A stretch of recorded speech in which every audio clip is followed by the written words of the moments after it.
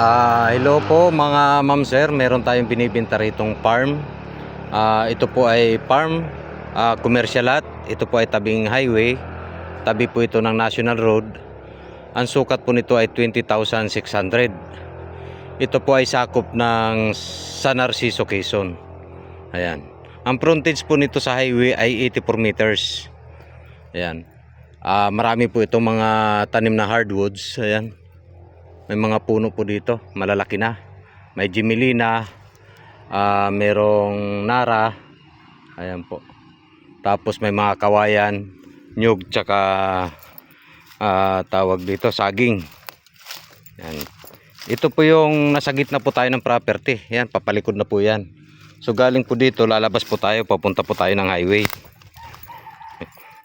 Ang kagandahan po nito mga ma'am sir, may bukal po ito mismo dun sa loob ng property. Doon po sa pinakalikod na yon, nandun po yung bukal. Hindi lang po natin mapupuntahan sa ngayon at gawa ng masukal po. Ang sabi po ng may-ari ni tatay, yung bukal na yan ay talagang buhay na bukal po yan. Kahit po tag-init, may tubig talaga. Makikita po natin, madadaanan po natin yung tubig, yung ilog po na dinadaanan ng tubig galing doon sa bukal natin. Yan. So palabas na po tayo ng highway.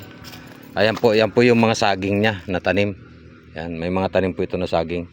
Meron pa rin daw po ito doon sa likod, sabi ni tatay. Yan. Ito po yung kawayan.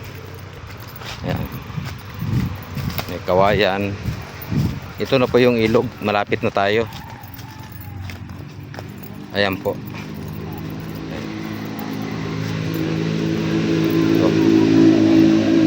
Malakas po ang tubig nito. Ayan po.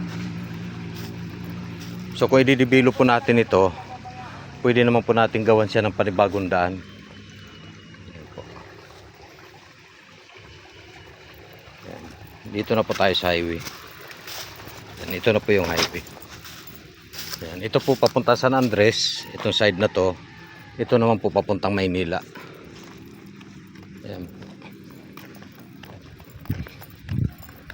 So ang frontage po nito mga ma'am sir, mula po dun sa poste ng kuryente na yon, yun yung nakikita natin. Ayan po, hanggang dyan po sa side na yan. Ayan, tinuturo ko. Yan po yung frontage nya sa highway.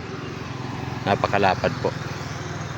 Ayan, tamang-tama po ito sa gustong gawin, gustong mag-business, mag-farm, or pwede po natin i-develop to as resort. Gawa na may sariling bukal po mismo doon sa loob ng property. Ayan po.